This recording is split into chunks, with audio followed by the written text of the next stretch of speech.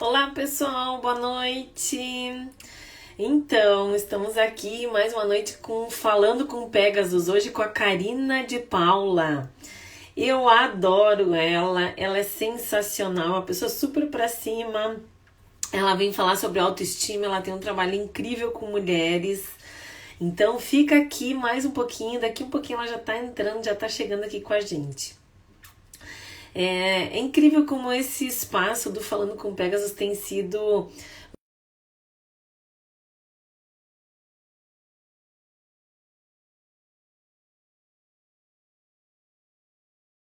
em cima também dos meus colegas Pegasus. Nós somos 30 e poucas pessoas, quase 40 pessoas, né? Então, quando a gente consegue estar mais próximo, consegue estar mais conectado, né, profissionalmente, é algo incrível, é muito bom mesmo. Então, que bom que vocês estão aqui, sejam bem-vindos, né? Aos pouquinhos as pessoas já vão chegando, a gente vai entrando, a gente vai conversando, né? A questão da autoestima e como trabalhar isso, acho que é sempre um grande desafio que nós psicólogos temos, né? Pra gente não cair nessa questão da autoajuda. O nosso trabalho, ele é muito maior do que a questão da autoajuda. Né? A autoajuda a pessoa consegue encontrar em livros, consegue encontrar em, né, numa conversa, né? É diferente o nosso trabalho quando a gente fala de autoestima, quando a gente fala do nosso próprio valor, né? Outros conceitos que a gente tem da gente mesmo, né? Então, vai ser muito legal conversar com a Karina sobre isso. Ela já deve estar chegando daqui um pouquinho. Deixa eu ver aqui se ela já chegou. Daqui um pouquinho ela já deve estar chegando também. Me mandem aí perguntas que vocês têm com relação à questão da autoestima. Como é que vocês costumam trabalhar a questão da autoestima com os pacientes de vocês? Às vezes os pacientes, né, não sei se faz sentido isso para vocês que eu vou colocar. Muitas vezes a questão da autoestima, as pessoas dizem assim, eu não tenho autoestima, eu não gosto do meu corpo. A autoestima não está relacionada a questões físicas, né? A autoestima está muito mais da minha percepção de valor, da minha capacidade de me sentir merecedor de ser feliz, né? Da minha possibilidade. Isso ainda semana passada eu trabalhei com as mulheres, né? Que eu trabalho a questão da dor na relação. A gente trabalhou exatamente sobre isso, que a autoestima ela está muito mais ligada à sensação de capacidade, de compreensão das coisas, de a minha forma de me conectar com a minha aprendizagem, a minha forma de tomar decisões, de tomar ações sobre a minha vida, né? Quando eu assumo as rédeas, como eu brinco, né? Quando eu assumo as rédeas da minha vida, então isso começa a ter um outro papel na minha vida. Ó, chegou a Karina. Muito bem, Karina. Chegou. Isso. Ó, ela já vai entrar daqui um pouquinho. Vamos ver. A Nete, acho que é minha aluna lá de Aracaju, né? Não, é da Bahia, né? Oi, Oi! lindona. Tudo bom, Tudo Karina? Seja bem-vinda. ótimo. Gente, tá Seja me ouvindo muito bem? bem-vindo. Tô te ouvindo bem. O pessoal ainda tá chegando aqui, Karina. O pessoal tá entrando, Maravilha. estão se organizando para chegarem aqui. E eu fico muito Bem, honrada de poder conversar contigo, da gente poder bater esse papo aí sobre a questão da autoestima, né? Dessa questão do que isso influencia na nossa vida. E, Karina, eu estava falando aqui, né? Nós somos todos psicólogos aqui, né? Pessoas inteligentes, né? Que trabalham com uma série de formas de lidar, né? Com as coisas. E nós não vamos falar aqui de autoajuda, né? Nós vamos falar de autoestima, questão emocional mesmo, ai, né? ai, Queria, claro, queria te estamos sempre. convidar a tu te apresentar. Queria te convidar a tu te apresentar. Para mim é uma honra te receber. Eu estou adorando receber os Pegasus aqui, porque a gente vai conversando, vai se aproximando, vai se conectando, né? Maravilha. Eu que tenho a honra de estar aqui. Gratidão pelo convite. Oi, gente, tanta gente aqui, ó. Turminha que eu já até conheço, muitas. Muito bom estar com vocês também. Então vamos lá, gente. Eu sou Karina de Paula, sou psi também, como vocês. E o meu trabalho é ajudar mulheres a se sentirem mais seguras para bancar suas decisões de vida. O programa que eu tenho, que eu desenvolvo há algum tempo, se chama Coragem para Mudar e é focado exatamente nisso, em ajudar mulheres a se bancar na vida, tomar decisões importantes de vida. Muito bom a gente correlacionar isso. Ai, Silvia Teixeira maravilhosa, bem-vinda. Muito bom conectar esse assunto com a área da psicologia, né, Bárbara? A gente vê tantas e tantas mulheres maravilhosas, psicólogos de uma forma geral, muito bem sucedidos, muito bem qualificados e que muitas vezes travam o seu processo de desenvolvimento profissional por essa questão ligada à autoestima, ao quanto eu consigo me expor, ao quanto eu consigo vencer as minhas travas internas e levar a minha mensagem, né? Acho que a gente, psicólogo, a gente aprendeu muito isso na própria faculdade. Essa questão de tomar muito cuidado do que a gente fala, né? Se a gente falar de qualquer jeito, a gente pode ser mal visto, a gente pode ser mal interpretado.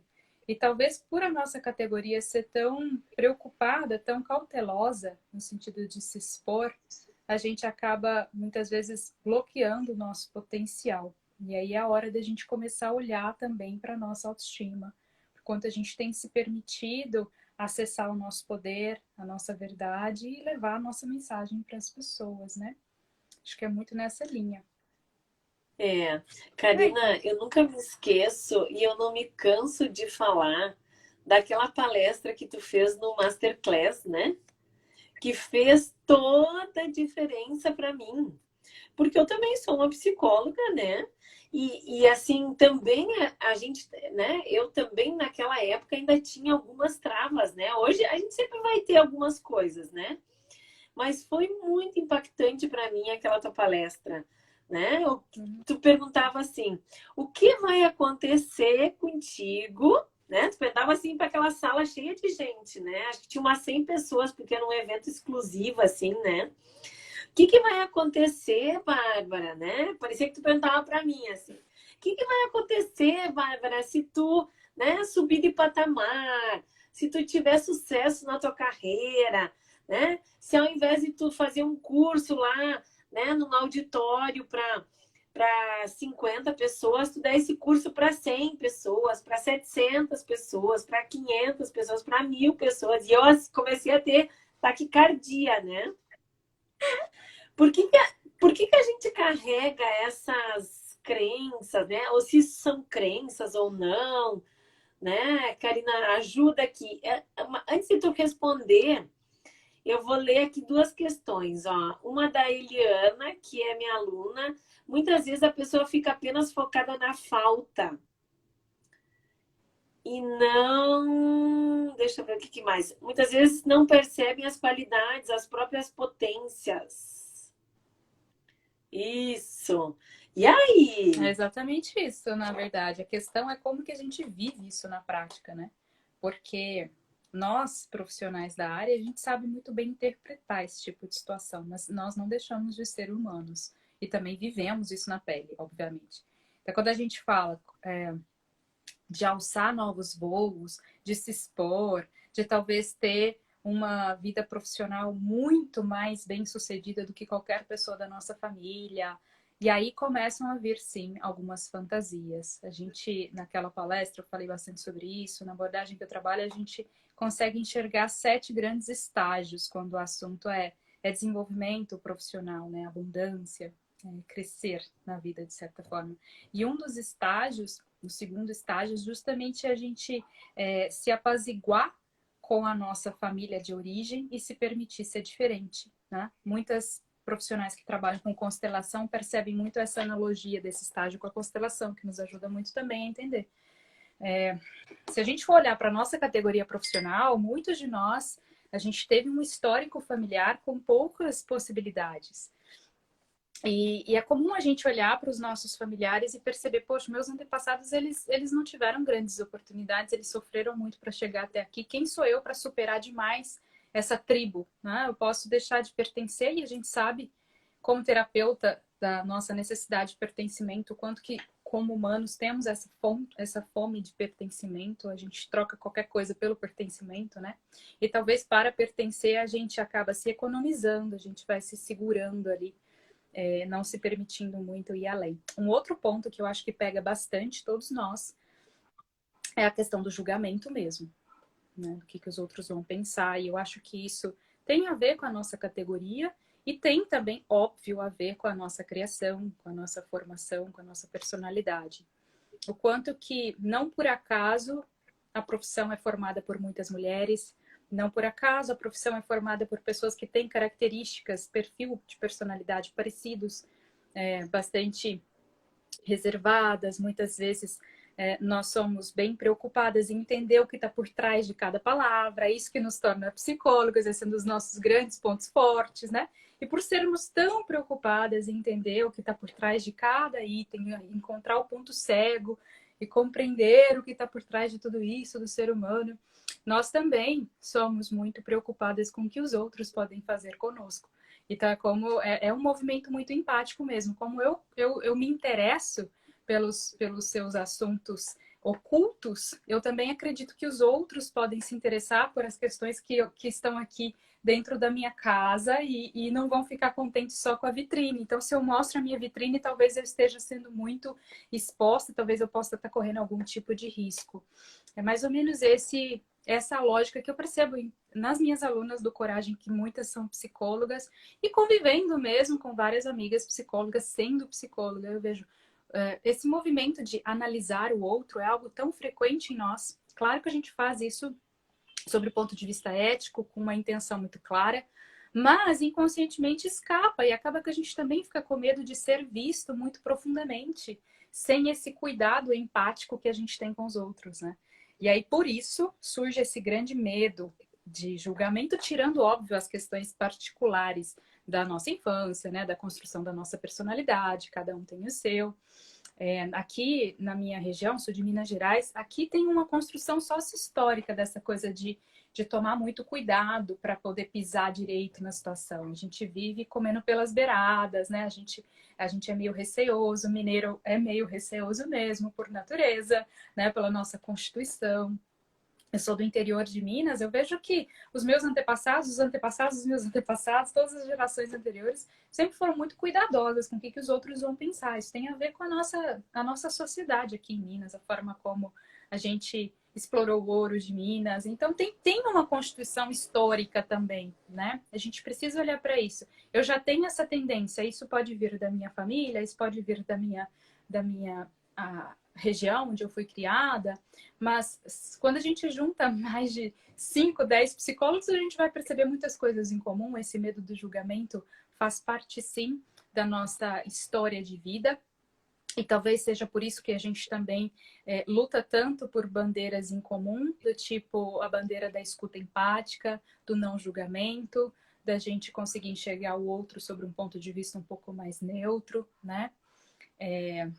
É justamente por já ter doído muito essa questão do se sentir julgado em nós, né?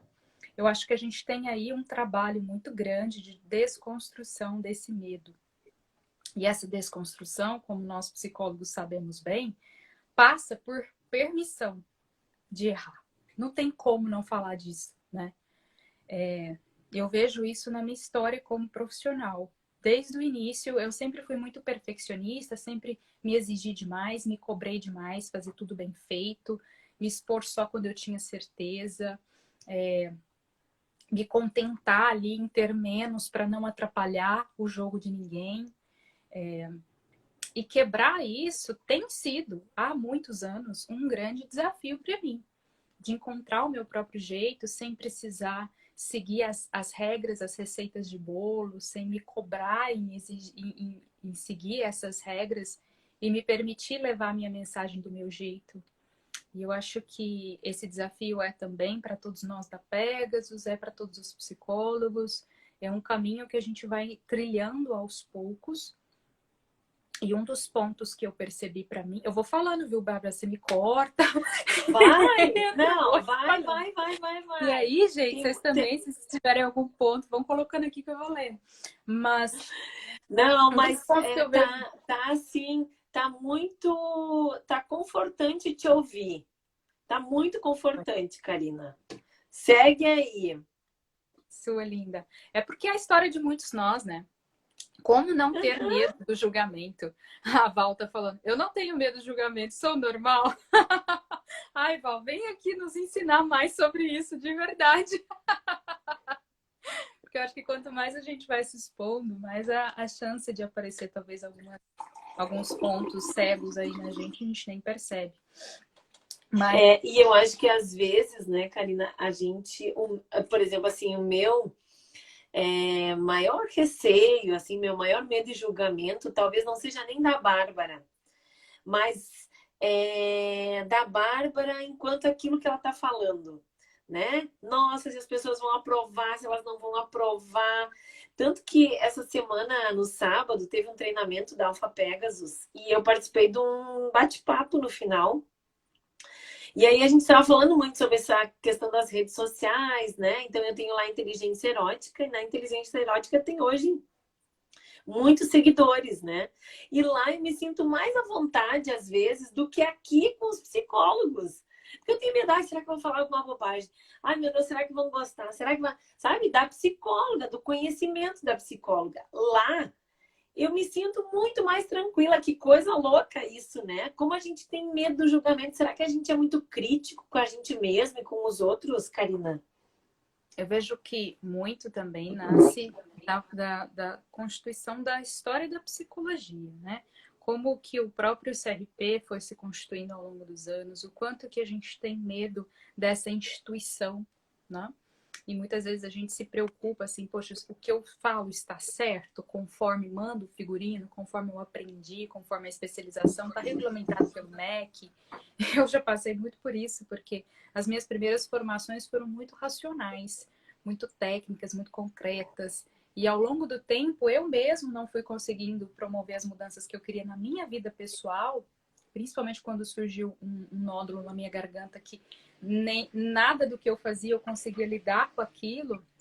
Eu precisei de algumas fontes alternativas e o meu trabalho começou a ser um pouco mais energético, um pouco menos tradicional. Aí eu precisei lidar com isso. Como é a Karina, segundo a perspectiva dela, trabalhando com as ferramentas que ela acredita, não necessariamente as ferramentas que eu aprendi na faculdade há 15 anos, mas no que faz sentido para mim.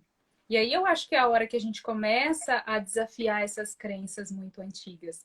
Agora, existe sim, na minha visão, algo muito importante, muito comum entre nós psicólogos, que é realmente de características pessoais, de sermos mais reservadas, de sermos mais cuidadosas, de muitas vezes termos sido filhas mais certinhas, mais talvez submissas, passivas, pouco líderes, pouco estimuladas a dizer o que pensa, né? Por isso que nós nos interessamos muitas vezes por esses temas ligados à psicologia, para querer entender um pouco mais sobre como é ter autonomia, porque essa muitas vezes é uma das nossas fomes enquanto adolescente, e a gente vai encontrar essa resposta na psicologia, no estudo da psicologia, né? Quantas de nós começou a fazer psicologia porque realmente estava querendo ter um psicólogo, entender mais sobre isso, também estava querendo aplicar isso na própria vida, né? Então, assim, eu vejo muito que nós temos essa tendência a ser mais submissa, mais passiva, talvez, e agora, na fase adulta, a gente vem, sim, aprendendo a colocar a nossa opinião, a colocar a nossa mensagem no mundo, né? Tanto é que os nossos apelidos mais comuns na infância são sempre assim, nossa melhor amiga, mais conselheira, a que escuta, a sábia, né? Por quê? Porque muitas vezes a gente evitou confronto assim, enquanto os nossos amigos às vezes gerava embate, gerava situações um pouco mais desafiadoras, e a gente lá, certinha, bonitinha, né? E isso levou muitas vezes a gente para terapia, levou a gente para cuidar mesmo da nossa autoestima, da nossa identidade, como pessoa, aprender a expor os nossos sentimentos. Isso foi se tornando um tema de interesse e de estudo, inclusive, para todos nós, né? Não tem como a gente ouvir a história de um psicólogo sem passar pela terapia dele próprio, de quanto todos esses temas estudados nos levou ao nosso próprio autodesenvolvimento, né? Estamos em Exato. busca de autonomia Karina, também.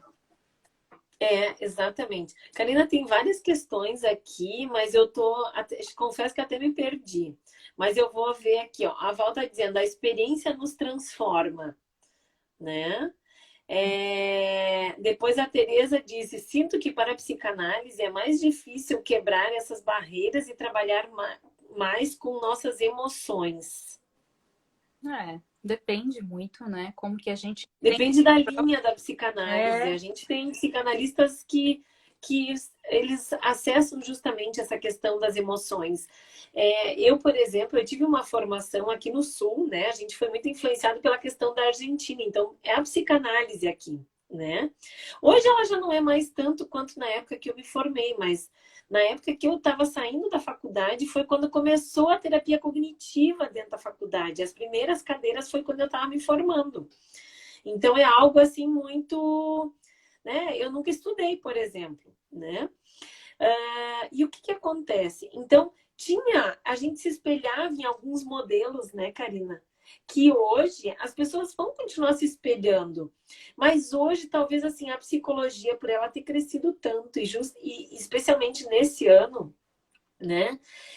Teve algo que foi mexido nessa autoestima, né? Teve algo que foi modificado aí, porque nunca a gente teve tanto, né? Ontem eu fui na dermatologista e ela disse assim: Nossa, Bárbara, tu vai ter trabalho pro resto da vida, né? Porque essa pandemia acabou com, né, com toda a saúde mental que as pessoas tinham.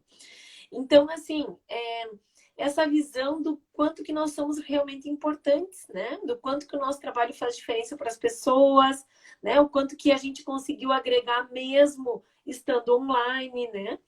Então, e a Aline está dizendo assim, ou porque acreditamos que muitas regras e comportamentos a seguir como psicólogo. Legal essa fala da Karina, a Tereza falou. Deixa eu ver aqui o que mais. Faz sentido isso que eu comentei, Karina? sim, com certeza. A gente estava aqui falando um pouquinho sobre a autoestima do psicólogo, de nós como psicólogos, mas é óbvio que quando a gente olha para o nosso trabalho realmente teve uma expansão muito importante durante esses períodos de crise. Eu percebo isso na minha prática diária, você também, acho que todos nós ali da Pegasus percebemos, e de uma maneira geral, todos nós percebemos um impacto muito importante, porque agora sim, na anestesia acabou um pouquinho, todo mundo teve que olhar para si, e aí questões que estavam embaixo do tapete vieram à tona, né? Eu, por exemplo, como trabalho com tomada de decisão um pouco mais relevante na vida da mulher, tomar decisão para mudar de carreira, para mudar de relacionamento, mulheres que às vezes vivem vidas mornas, vivem situações de engolir sapos por muito tempo, estão num cargo público ou numa empresa que não gostam ou não conseguem realmente dar a cara a tapa e bancar um projeto com mais exposição. Nesse momento, elas começaram. Essa pandemia realmente foi uma oportunidade importante delas olharem o que realmente importa para elas. Então, por mais que esse assunto de autoestima seja complexo, profundo, a gente precisa abordar vários itens, querendo ou não, a realidade prática nos colocou diante do espelho e nos fez tomar decisões. Você realmente vai ficar nesse emprego por muito tempo? Você realmente vai ficar nesse relacionamento por muito tempo? Você realmente vai se economizar nesse projeto e não vai fazer ele vingar por medo, por vergonha, né? Então, a minha turma do Coragem para Mudar, essa última edição que eu fiz, foi totalmente assim, pedi exoneração de cargo, me divorciei, expus meus projetos, porque não tinha como mais fugir disso. Era hora para se olhar para dentro. E com certeza, sim, foi um grande avanço na nossa saúde mental, porque nos fez refletir também, né? Olha que a Maravilhoso Aline é isso. minha aluna do curso. Ela disse, exato, por isso entrei no curso da Bárbara. Olha, a Aline, ela é uma psicóloga que trabalha em empresa, Karina. Exatamente. E ela contou, assim, uma série de experiências, assim, difíceis que ela enfrentou mesmo agora na pandemia, né? E que só reforçaram que ela está num momento onde ela precisa fazer uma outra escolha, fazer um outro movimento, né, Aline? E aí ela vem em busca de conhecimento, porque é uma das formas, né, Karina, assim, da gente ficar com, né, elevar a nossa autoestima até, né? Se capacitar mais, se desenvolver mais, ficar mais segura, né? Assim, poder até retomar áreas profissionais que de repente a gente não está explorando, não está aproveitando, não está conhecendo, não está usufruindo, né? E a Aline é uma psicóloga que trabalha numa empresa e ela contribui muito nas aulas sobre a questão, né, da intimidade, da vida íntima, dos casais, dos adultos. Claro, porque ela sempre foi uma psicóloga que sempre esteve assim muito atenta às coisas que estavam acontecendo. Então chega uma hora, né, Karina, onde isso não chega aqui, né? Não, assim, a água já está aqui no pescoço, ou tu nada para outro lugar, né? Ou tu vai te afogar ali, né? Não sei se é isso que Com acontece certeza. lá com essas Tem uma mulheres hora que também, com essas... transborda. Sim, tem Isso. uma hora que chega o momento de assumir as rédeas. O que eu percebo muito é que às vezes a gente se apropria de muitos conhecimentos teóricos e por medo de arriscar, a gente acaba entrando num ciclo de autossabotagem. Isso eu vejo muito nas minhas alunas, até mesmo esse é um dos grandes motivos que as fazem entrar no programa. Nossa, eu já fiz 7 especializações, eu já fiz tantos cursos de formação, eu já sei como fazer, mas eu tenho medo de experimentar. Então, daí a gente volta realmente para o tema da autoestima. Acho super importante quando a gente está pensando em fazer uma transição de vida, a gente se apropriar de novos conhecimentos, mas o tempo todo com um olhar atento, um olhar vigilante, para a gente não se perder no excesso de informação teórica. Então, é um equilíbrio, né? Porque muitas vezes a gente também tem essa tendência de estudar muito para poder sentir segurança de fazer algo novo, né? Até por todas essas questões que a gente falou, por medo do que os outros vão pensar, caso a gente tenha uma percepção que às vezes não tem base tão fundamentada, então por medo de não ter estrutura, fundamentação nas nossas opiniões, nos nossos comentários, a gente estuda demais.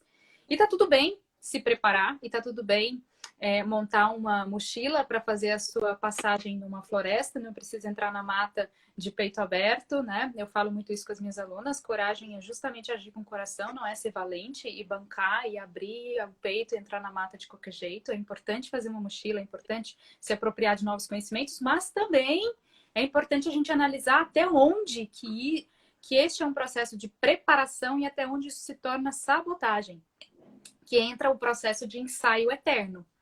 Então, eu ensaio mudar, eu planejo expor meus projetos, eu planejo mudar de carreira e não sai. Eu não me sinto pronto o suficiente. E aí a gente volta novamente para essa questão da autoestima. Porque pronta o suficiente, é óbvio, ninguém está. E o que falta para mim para eu sentir que eu sou o suficientemente boa para expor o que eu já sei? E aí eu acho que entra assim um ponto que pode ser mais útil aqui para a gente discutir, né? Haline falando que adorou o exemplo da mochila. É bem isso, porque vou até usar isso para falar sobre esse ponto que eu acho que é importante a gente deixar aqui como dica. Vejo muitos e muitos psicólogos e profissionais ligados à área da saúde mental, ao autodesenvolvimento, explorar temas tão profundos e complexos como o medo, a coragem, a segurança de uma forma muito ligada ao que a nossa cultura reforça, né? Essa cultura da performance, do que a gente tem que vencer os nossos medos, do que a gente tem que dar aí. E como terapeutas, a gente sabe que não é bem, né? A gente tem medo e vai continuar tendo medo, é uma emoção extremamente adaptativa, faz parte. A segurança completa, a autoestima plena não existe. É óbvio que a gente precisa ter um meio termo aí entre ter um pouco mais de coragem, um pouco menos de medo, mas medo todos temos. E eu acho que quando a gente entra nessa autossabotagem, é justamente porque a gente começa a se cobrar para além do que é possível humanamente. E aí entra as redes sociais como uma grande vilã, né? A gente começa a comparar os nossos bastidores com os palcos dos outros, achando que o que aparece aqui é o que é real. Então, se eu não tenho tudo isso, que eu falei como a live da fulana é perfeita, calma aí que eu ainda não tenho o suficiente para fazer. Né? Mas não é bem assim. Então, como é possível a gente, enquanto terapeuta, também romper com essa corrente de cultura, performance, de reconhecer quem só faz, quem tem para ser, né? E não quem é para ter. Então, acho que nós, enquanto profissionais da saúde mental, precisamos começar dentro da nossa própria casa, né? Dentro do nosso próprio trabalho, a reconhecer a nossa vulnerabilidade, a chegar aqui e expor do jeito que a gente sabe, do jeito que a gente tem, do jeito que vem na nossa mente, sem nos exigindo ir além disso, porque é justamente esse tipo de exemplo que a nossa sociedade mais precisa para romper essa corrente de pessoas que batem no peito e dizem que ser valente, ser corajoso é passar nas brasas, é subir em grandes montanhas, e se você não faz isso de peito aberto, você é fraco, você é ruim, você não sabe de nada, né? É isso mesmo, a Tereza, injeção de coragem. Elas estão falando aqui. Isso, é. Maravilhosa. A Eliana diz assim, Karina, faz muito sentido a sua fala. A Ilka disse, oi Karina, que bom te ver. A Bárbara traz convidados sempre muito especiais. Fiz o curso da Karina e amei. Ah, que legal, dá tempo. Linda, Ana. Conta aí o que tu aprendeu de mais importante, Ilka. Olha só, tu passou um negócio que eu queria voltar, Karina. Que tu falou tão rápido, e eu acho tão importante, que é a questão do ter e do ser e do parecer e, sabe, assim, isso é uma coisa assim tão importante quando a gente fala de redes sociais também, né, do nosso trabalho aqui, porque hoje muitas vezes a gente mostra o trabalho aqui mesmo, né? Hoje, por exemplo, nossa, eu passei muitas horas fazendo stories, né? Junto com todas as outras coisas. E assisti também hoje um curso da Hotmart com um cara sensacional, que eu até botei o vídeo aqui no... Como é que é o nome? No IGTV. Que eu sugiro depois que vocês assistam, porque é sensacional. É curtinho o vídeo. Eu gravei muito improvisadamente. É uma coisa bem improvisada mesmo. Porque eu fui assistindo e eu pensei, nossa, faz muito sentido. Porque o que acontece, né, Karina? A gente esquece da mensagem, da transformação que a gente pode ajudar e pode levar para as pessoas. Né? Então, a Ilka está escrevendo, o que eu aprendi de mais importante com a Karina é assumir minhas imperfeições. Olha só, essa é a transformação que o nosso trabalho tem que promover. Então, eu queria que tu falasse um pouquinho sobre isso, porque eu bato muito nessa tecla, sabe?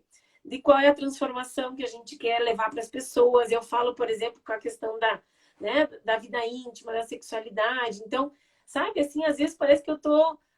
É um clichê, mas na verdade é algo que vai fazer toda a diferença na vida das pessoas. E quantas vezes nós, enquanto psicólogos, podemos fazer essa diferença, né? Então, fala um pouquinho sobre isso.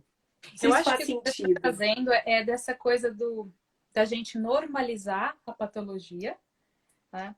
E, de certa forma, estranhar a naturalidade. Então, como a gente vive numa sociedade que realmente nos influencia muito, é fato essa cultura performance, é fato que a gente se sente nessa obrigação de ser muito bom para poder se expor.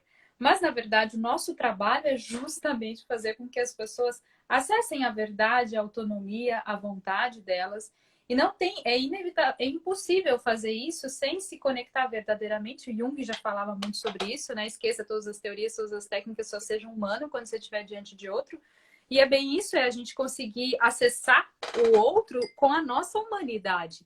É óbvio que isso parece ser assim, tipo, ok, eu já sei isso, muitas pessoas já me falaram, a vulnerabilidade conecta, a autenticidade conecta, mas o quanto a gente se permite viver isso na prática mesmo, ou só saber que realmente é assim, né? O quanto eu estou entendendo isso com a razão e o quanto eu estou compreendendo isso com o coração e permitindo que as minhas pacientes, as minhas alunas, as pessoas que me acompanham consigam perceber essa minha verdade, essa minha autenticidade, essa minha vulnerabilidade, porque isso talvez seja exatamente o ponto que vai fazer com que as pessoas olhem para você e te vejam como uma pessoa normal, de igual para igual, se conectem e consiga contar coisas que às vezes não conseguiu contar num terapeuta por anos ali que conviveu com aquele terapeuta, porque aquele terapeuta era o certo, o bam, bam, o não me toque, o eu não sou gente, né?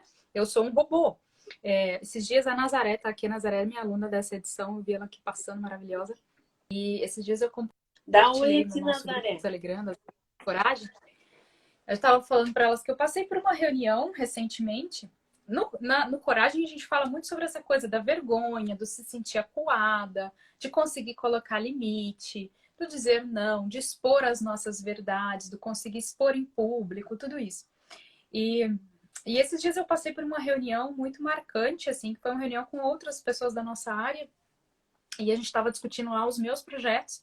E muitas pessoas começaram a falar sobre o que eles pensavam sobre os meus projetos, e até aí tudo bem. E de repente começaram a falar também sobre o que eles pensavam sobre a minha missão de vida, sobre quem eu sou, o que eu faço. E dali foi degringolando em vários e vários itens. E eu me senti super envergonhada, eu me senti acuada, eu me senti desprotegida.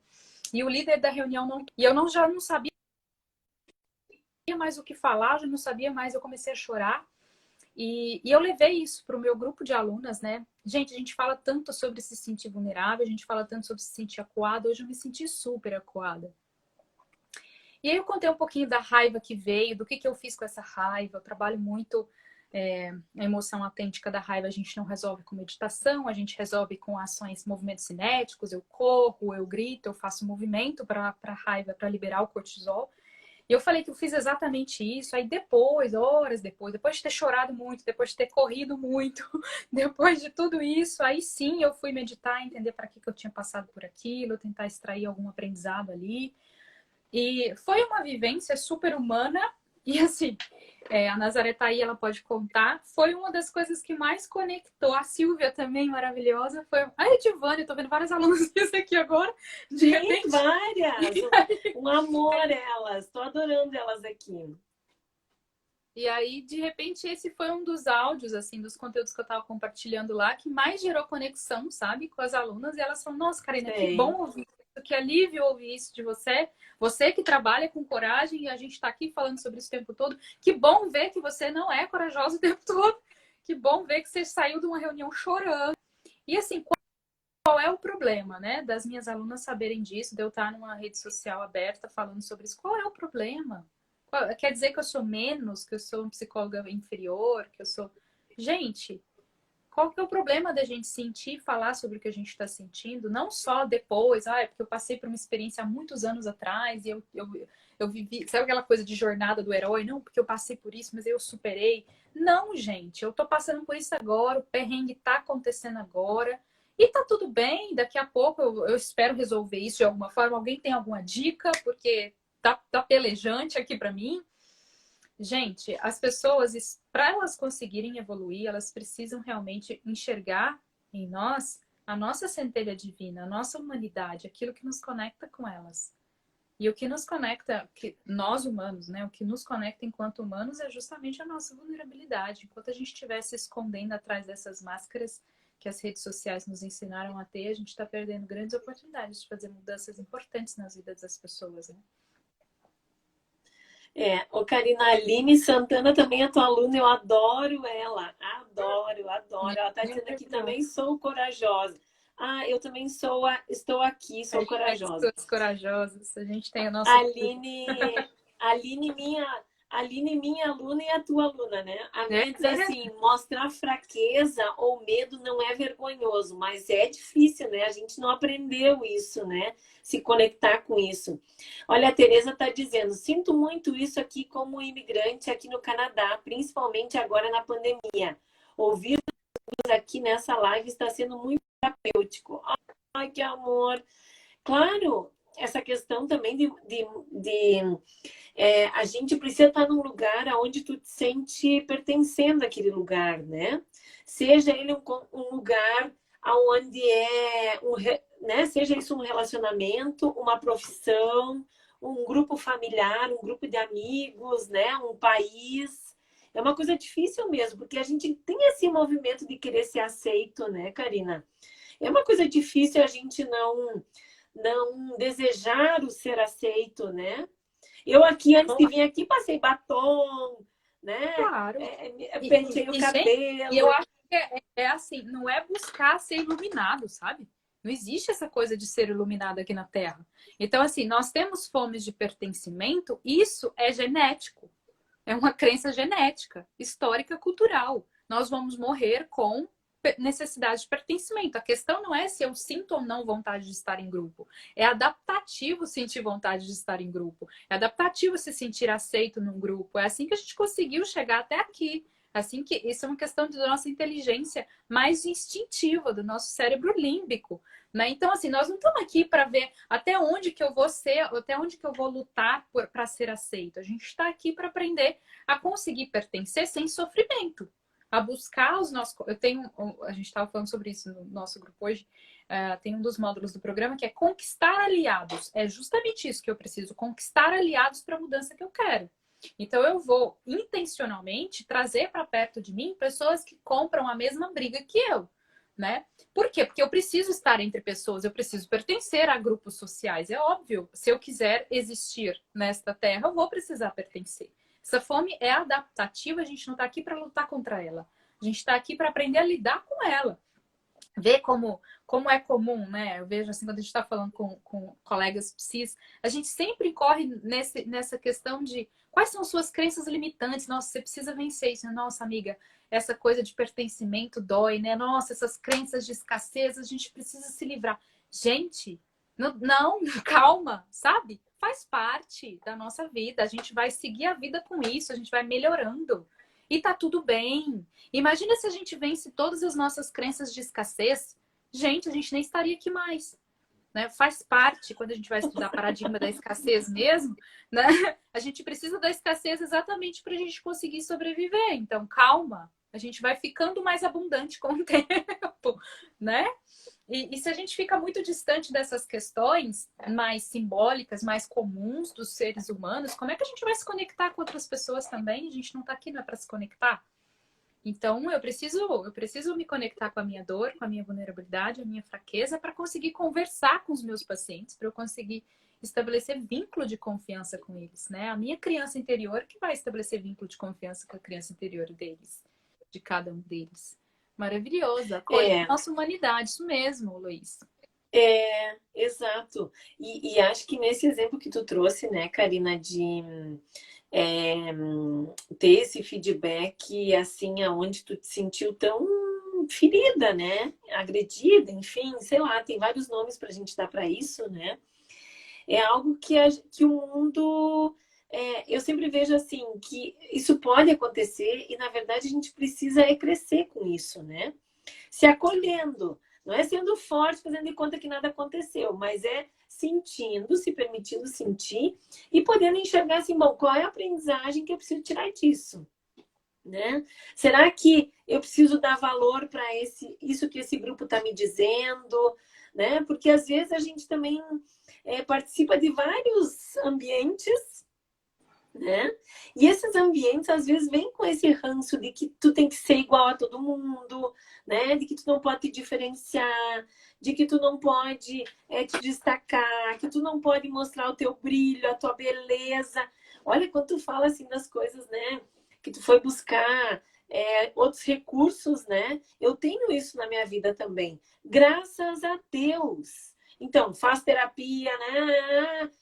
Mas tem uma série de outras coisas. Esses dias eu contei para as alunas aqui na aula que eu acendo uma vela. É uma vela super legal. Ui, é uma vela grande, assim, ó. Então, sabe assim, por quê? Para trabalhar todas as outras coisas que fazem parte da nossa vida e que, de repente, a gente desconsidera.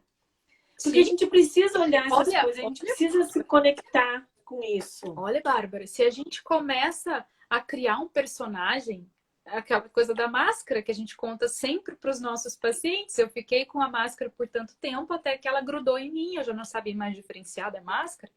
E olha o que a gente faz quando é para esse mundo, principalmente esse mundo das redes sociais, né?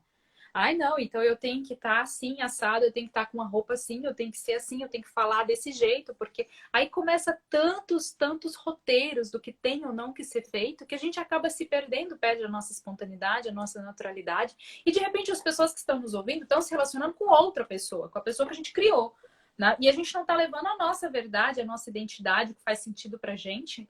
E aí, como trabalhamos muito, todo psicólogo trabalha pra caramba, levanta a mão quem não trabalha muito aqui.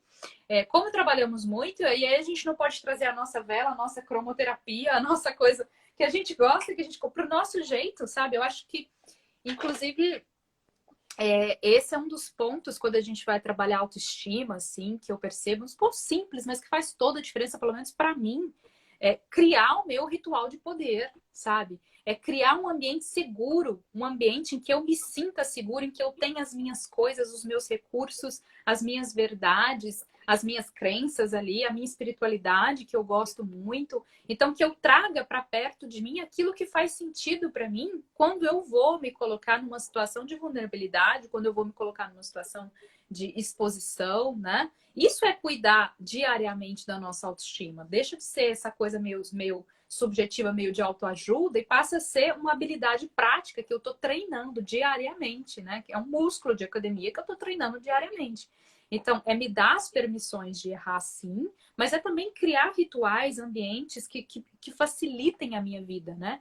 Eu lembro que quando eu comecei a fazer live, eu pensava que era uma das coisas que a minha autoestima começava a ser questionada por mim mesma. Eu falava, cara, como é que eu vou fazer? Sendo que eu olhava para as lives das outras pessoas, as pessoas não falavam nenhuma gíria, as pessoas não falavam, né? E eu aqui, toda mineira, toda cheia das gírias, a primeira live que eu vi, eu falei, não, a gente tem que mexer o doce, a gente, não, vem em mim abacaxi, a gente precisa trazer os novos. Eu comecei a falar, cara, o que eu tô falando aqui em plena live?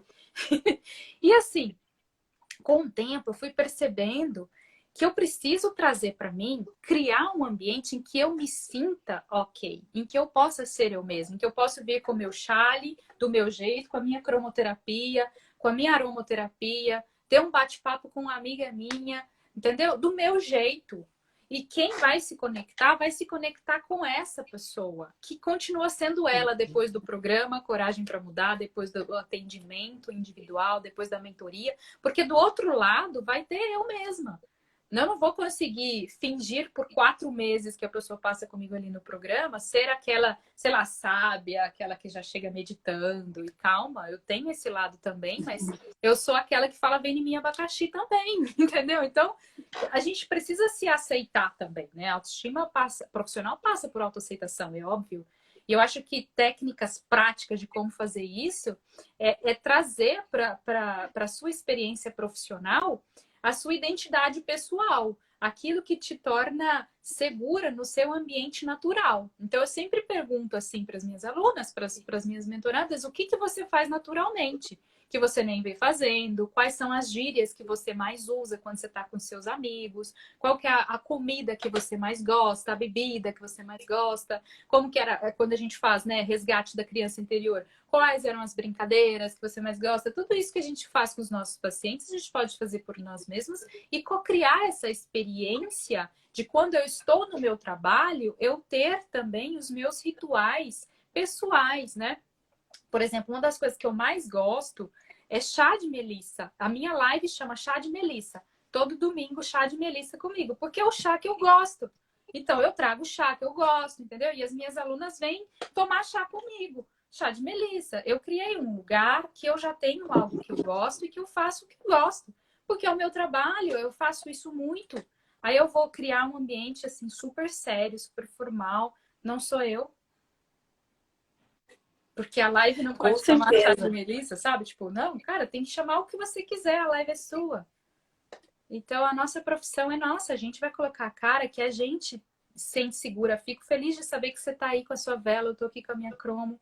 E eu espero que cada um possa trazer os seus próprios mantras, seu ambiente seguro, aquilo que te faz sentir contato com a sua identidade. E que seja, assim, uma experiência palpável, né? Um objeto que te traga essa sensação de, olha, eu estou aqui no meu ambiente seguro. E nesse ambiente seguro eu estou trabalhando, eu estou sendo eu mesma aqui. Isso é tão importante, né? E é uma construção mesmo de uma identidade, né, Karina? É se conectar com isso, né? Algumas pessoas têm mais facilidade, outras não, né? Ó, a Silvia está dizendo, ó, vou criar o chá de bússola. Para o povo se orientar. Olha, gostei, hein? Maravilhosa, cria mesmo. Silvia, olha, adorei esse nome aí. Sim, porque são coisas que têm que estar conectadas com aquilo que a gente acredita mesmo, né? Com aquilo que faz sentido pra gente, porque senão as pessoas vão ver que não tem coerência, né? Hoje, nossa, hoje de tarde eu assisti um treinamento da Hotmart, eu acho que de repente também assistiu, Karina. Mas aí teve um momento que era o Pedro Sobral, né? Imagina o Pedro Sobral falando sobre anúncio e tal. E aí ele falou uma coisa que ele disse assim: olha, tu tem que ser muito coerente com aquilo que tu mostra nas redes sociais, com aquilo que tu vive, né, com aquilo que tu vende, com aquilo que tu é, sinaliza para o teu cliente, né, que tu é a pessoa com quem ele pode contar para essa situação. E aí eu fiquei pensando mesmo nisso, né? Eu trabalho, por exemplo, com a questão da sexualidade, né?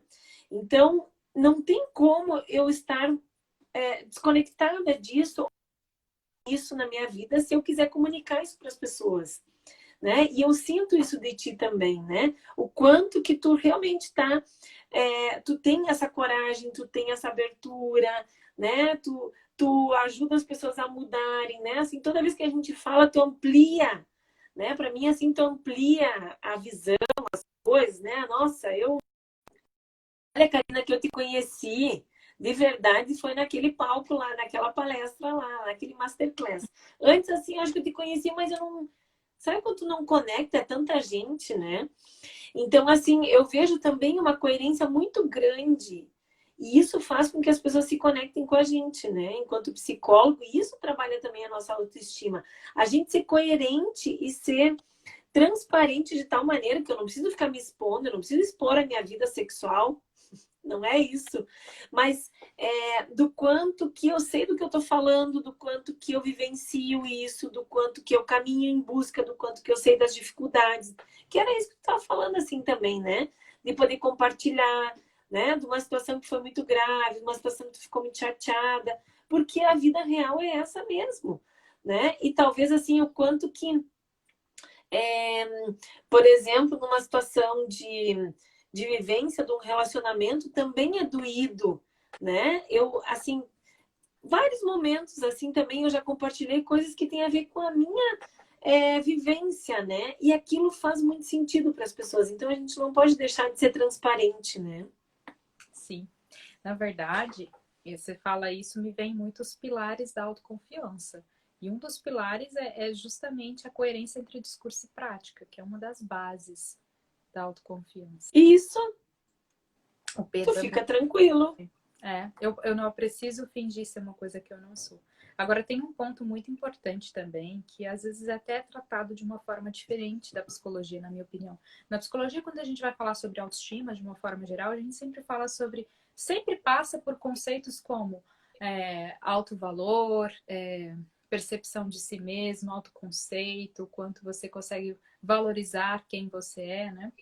E nas minhas práticas mais alternativas, nos meus estudos para além dos aspectos mais psicológicos, um dos conceitos que chama muito a minha atenção é um conceito que diz assim que a autoestima nada mais é do que a sensação de que sois deuses, a sensação de que eu sou Deus. Então não se trata de eu sou bonito, ou eu sou feio, ou eu sinto que eu tenho valor, ou eu não tenho valor. Eu sou Deus. Eu sou uma centelha de Deus. Eu sou uma cocriação. E se eu sinto que eu sou Deus, se eu tenho uma centelha divina dentro de mim, eu consigo cocriar o que eu quiser. Então, ter autoestima passa por você sentir confiança de que você é capaz de cocriar qualquer situação que você queira cocriar na sua vida. Isso é ter autoestima. É a sensação de que você pode criar o que você quiser. Que você tem o poder da criação do que você quiser na vida. Então, vai muito além dessa coisa do quanto eu me sinto bonita, o quanto eu me sinto pronta, o quanto eu me sinto valorosa, o quanto eu me sinto capaz, o quanto eu me sinto boa o suficiente. É mais profundo, é o quanto eu sinto que eu sou capaz de criar o que eu quiser. E se a gente acessa esse poder que passa por na minha visão, da sua intuição, acessar a sua intuição, acessar algo que vai além da sua razão, além do seu raciocínio analítico, quando você consegue acessar a sua intuição, o seu verdadeiro poder, sim, você consegue cocriar o que você quer. E aí você sente uma segurança de estar no mundo muito maior. Não é de ter ou ser, é a sensação de que eu posso criar o que eu quiser. Estando aqui no Instagram, estando ali dentro da Pegasus, estando ali dentro do consultório clínico, estando ali no relacionamento de casal, eu posso criar o que eu quiser. eu tenho autoestima, ou seja, eu posso criar o que eu quiser. Eu tenho em mim o poder divino de cocriação do que eu quiser. Isso é sentir autoestima na minha percepção. E aí eu acho que isso ultrapassa um pouquinho das nossas concepções mais tradicionais e nos leva para esse lugar do tipo, se eu tô aqui na minha carreira vendo se eu posso ou não fazer isso, se eu dou conta ou não, se tá na hora ou não de dar o próximo passo, se eu tô titubeando, se eu tô em cima do muro, se a minha vida tá morna, peraí, o quanto eu tô sentindo que eu sou capaz de criar o que eu quiser, independente do lugar que eu esteja, independente do tempo em que eu esteja, independente do que já está acontecendo, como que eu posso zerar isso daqui e co-criar o que eu quiser a partir de agora, né? O quanto eu consigo criar um novo capítulo na minha vida a partir de agora. Se eu acesso esse poder, aí acabou. Aí eu consigo, por exemplo, filtrar os vários gurus que a gente escuta, né? Do que é certo, o que é errado fazer dentro da psicologia, do que é certo, o que é errado fazer dentro do marketing, porque você tem que estar, por exemplo, você tem que ser consistente nas redes sociais. Todo mundo fala, eu não sou consistente nas minhas redes sociais. E tá tudo bem, tá tudo bem. E tá tudo certo. Os meus projetos fluem, a minha audiência me acompanha, mas eu não sou aquela pessoa assim que cumpre o beabá como manda o figurino, porque essa não sou eu. Se eu fizesse, por exemplo, você falou, você passou horas fazendo stories. Se eu passasse horas fazendo stories, ia chegar no último stories, eu ia estar cansada, triste, magoada comigo mesma, pensando, poxa, você ficou esse tempo todo fazendo stories, porque não sou eu. E aí acaba que quantas vezes eu já ouvi, quantos gurus falando que você tem que ter consistência, tem que fazer um post, tantos stories, tem receita, tantas lives por semana, tantos isso, tantos aquilo. Só de ouvir, Aqueles eu horários. cansaço. Aqueles horários, Deus é mais, gente. E aí, assim, aí, qual é a minha finalidade em estar aqui? Qual é o meu propósito? O que eu realmente quero? Qual é a diferença entre propósito versus performance? Eu tô aqui para mostrar que eu dou conta de bater a meta que a professora deu, a professora atual que se chama marketing digital, né? Ou eu tô aqui para curar aquela minha criança que tinha aquela necessidade de bater todas as metas para ganhar estrelinha e fazer o que faz sentido para mim, porque se eu vendo saúde mental, se eu vendo qualidade de vida, se eu vendo autonomia, se eu vendo essa sensação de que você pode bancar o que você quer, amor, não dá para ficar aqui fazendo o que eu não quero o tempo inteiro, né? E aí eu preciso mostrar que é possível a gente também seguir a nossa vida, a nossa carreira de uma forma mais leve, sem tanto esforço. E aí vem as minhas causas, as minhas bandeiras, o que realmente faz sentido para mim. Então, acho que se a gente está aqui falando de autoestima, como que a gente pode melhorar a nossa autoestima? Primeiro, criar os nossos rituais. Nos colocar em situações que a gente já se sente seguro. A gente não precisa fazer nada na nossa profissão se sentindo inseguro. A gente pode criar um ambiente que nos faz sentir em casa. É a minha familiaridade que vai conectar com os outros. Eu preciso levar a minha casa para estar com os outros, como se a gente estivesse aqui no meu sofá trocando ideia entre amigos. É isso que eu vou levar para todos os lugares que eu tiver, com as minhas alunas, com as minhas seguidoras, com os meus pacientes, com todo mundo. E além de estar em casa, eu acho que criar a nossa própria casa dentro do nosso trabalho é a gente também poder se dar permissão de respeitar o nosso ritmo, de conhecer o nosso ritmo e respeitar o nosso ritmo. E se ninguém nunca disse que esse é o ritmo, então eu sou a primeira a dizer que este é o meu ritmo, né? Hoje eu estava conversando com uma querida nossa, aluna do Bruno, já foi nossa afiliada, excelente, maravilhosa. E ela me mandou uma mensagem falando que ela tem se cobrado muito porque ela não está ligada no 220 como ela sempre foi. E ela está num momento de maternidade muito lindo. E aí eu perguntei para ela, será que não é essa oportunidade que você está tendo de reconhecer o que é o seu ritmo? Será que aquilo era o seu ritmo ou era a sua necessidade de provar?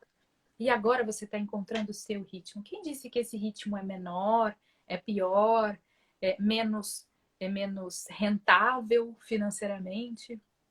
A rentabilidade, a abundância, o dinheiro é uma consequência não só do que a gente trabalha, mas do como a gente trabalha, o quão prazer, o quanto a verdade, o quanto propósito o nosso trabalho representa, porque a abundância ela se conecta com as emoções de alta frequência, né? É com amor, é com a gratidão, é com a alegria, a abundância. Não se conecta com emoções de baixa frequência. Então, se eu tô lá sofrendo, pelejando para dar certo, eu vou continuar na escassez. Preciso criar uma vida que seja boa. Karina, nós temos 30 segundos, Karina. Ah, não, gente. A qual maravilhosa. Suas lindas, eu espero. Eu acho que esse é o grande desafio, né? O autoconhecimento, né? Karina, queria te agradecer muito, muito, muito, muito, muito, muito, muito obrigada. Foi ótimo, ótimo, ótimo. Eu vou encerrar aqui, porque senão vai cair, eu vou perder a nossa maravilhosa live. Um beijo, gente. Tchau, suas lindas. Obrigada, obrigada, obrigada. Tchau. Deixem comentários lá na postagem da Karina. Beijo.